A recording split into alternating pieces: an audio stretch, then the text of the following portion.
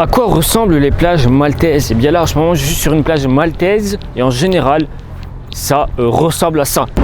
Bon les amis, je vais vous amener juste après là au quartier nocturne. Je voulais vous montrer aussi les zones résidentielles, donc où les Maltais habitent, à quoi ça peut ressembler. Et regardez-moi ce décor les amis. Salut les amis, bien arrivé à Malte et dans cette vidéo je vais vous montrer à quoi ressemble du coup ce petit pays, l'un des plus petits pays au monde. Donc c'est parti, je vais vous faire découvrir ça. Est-ce que Malte c'est une île paradisiaque? Eh bien on va répondre à cette question ensemble et on se dirige vers la capitale de Malte, donc c'est la Valette. Donc c'est parti. Du coup direction là-bas, là juste derrière, ok. Donc ici on a le port qui est dans le fond qu'on va très peu voir mais qu'on voit un peu. Et donc on va faire le tour, là juste là, pour ensuite atterrir du coup à la Valette. Bien arrivé à la Valette. Bon, il y a quand même un peu de monde malgré qu'on soit en avril.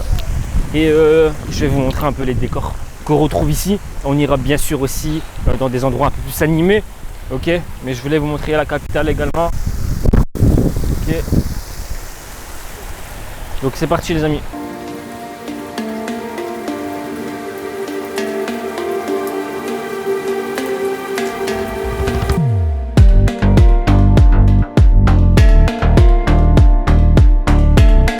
Donc voilà les amis, quelques images de la Valette. Je ne me suis pas trop attardé parce qu'il y a aussi des endroits qui sont très touristiques et où il y a beaucoup de monde et c'est pas forcément utile de filmer à ce moment-là. Je voulais surtout vous filmer les paysages. On est en avril, il y a déjà quand même un peu de monde dans les zones vraiment touristiques et donc ça veut dire que pendant l'été ça doit être très rempli.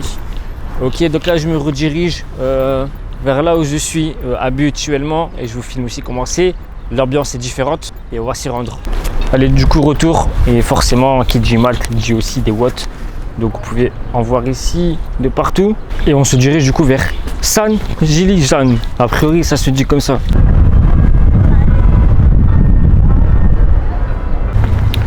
Intéressant aussi de voir le contraste entre le Malte normal et le Malte moderne. Là en l'occurrence on est dans le Malte moderne, ok. Et c'est pas partout comme ça. Le Malte moderne, ça représente, allez, on va dire 10%, voire beaucoup moins que 10% de ce qu'il y a à Malte. Donc vous pouvez regarder ici, là, notamment la tour.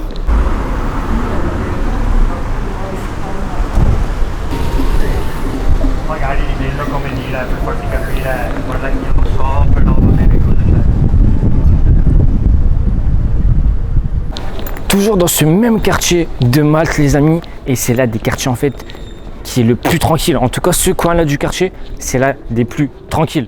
On peut juste voir ici que voilà, on voit tout de suite que c'est très calme et que les habitants ont juste à descendre pour aller chercher leur petit bateau. Et ça ressemble beaucoup à Monaco. Et je suis obligé de vous rajouter encore quelques vues de ce quartier parce que franchement ça vaut le détour. Bon, je m'étais pas trompé les amis, hein. C'est vraiment un quartier luxueux. Je vais vous montrer la piscine que la résidence a ici et je peux vous dire que c'est vraiment pas mal. Les amis, moi ce que je peux vous dire c'est que on va parler de cette fameuse piscine qu'on a vue tout à l'heure. Ça me semble indispensable, donc je vais prendre un moment pour cela. Ce que je voulais vous faire partager aussi dans cette vidéo, c'est que on est sollicité sur différentes choses sur internet pour monter des business, pour ci, pour ça. On le sait tous, donc voilà. Mais ce qui est important de comprendre, c'est que ça dépend des potentiels des gens. D'accord ? Il y a des gens qui ont un potentiel plus grand que d'autres. Eux, ils arriveront à terme de leur projet et réussiront plus ou moins. Il y a ceux qui n'ont pas le potentiel, mais pour ça, il existe le développement personnel. Si toi, tu procrastines, si toi, tu n'es pas productif, si toi, tu ne sais pas gérer tes émotions, etc., tout ce qui englobe le développement personnel, ok, les différentes sous-niches, eh bien, en fait, il faut juste que tu te formes au développement personnel en premier lieu et ensuite transiter vers des business, d'accord, qui pourront être gérés par toi. Si ça ne peut pas être géré par toi aujourd'hui, ça ne sert à rien de commencer.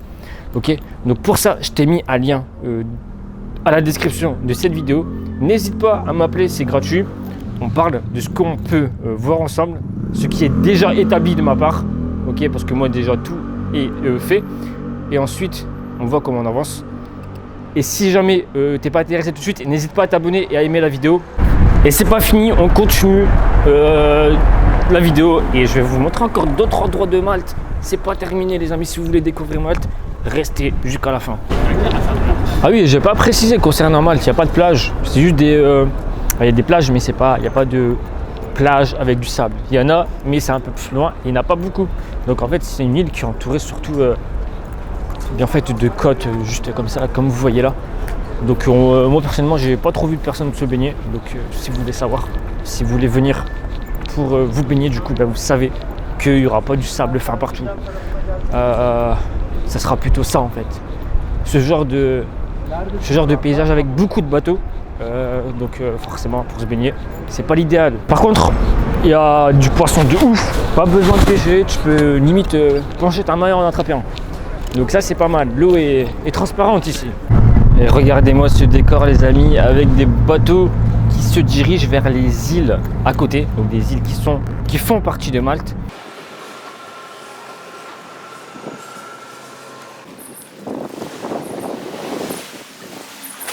Je voulais vous montrer aussi les zones résidentielles, donc où les Maltais habitent, à quoi ça peut ressembler, même si là je ne vais pas vous montrer les différents quartiers de Malte, mais en tout cas je vais vous montrer un peu comment sont les habitations des Maltais.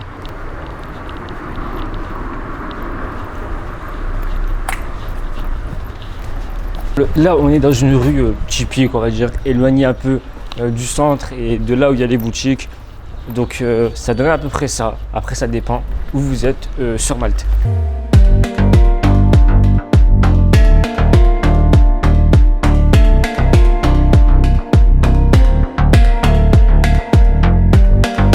À quoi ressemblent les plages maltaises? Et bien là en ce moment je suis sur une plage maltaise et en général ça ressemble à ça.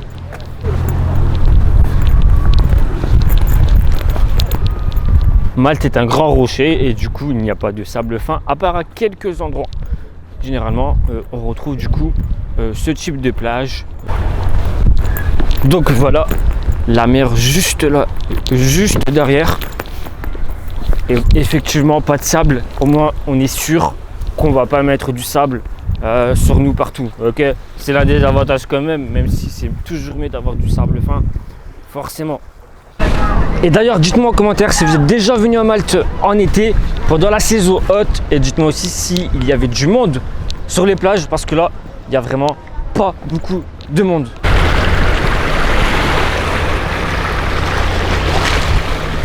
À défaut de trouver du sable sur les plages, bien vous trouverez en tout cas dans l'eau des poissons. Donc l'eau elle est très transparente et on peut voir les poissons même même à proximité de la plage. Okay, donc il y a des poissons aussi proches de la côte. Bon les amis, je vais vous amener juste après là au quartier nocturne de Malte. Ça s'appelle Passeville il me semble. Pas très grand mais ça va. Et il y a beaucoup de monde, trop de monde même, il y a vraiment beaucoup de monde. Je vais vous montrer un peu, vite fait, un aperçu de commencer là-bas un vendredi soir. Mais là, c'est vraiment un peu tôt quand même, mais je vais vous montrer.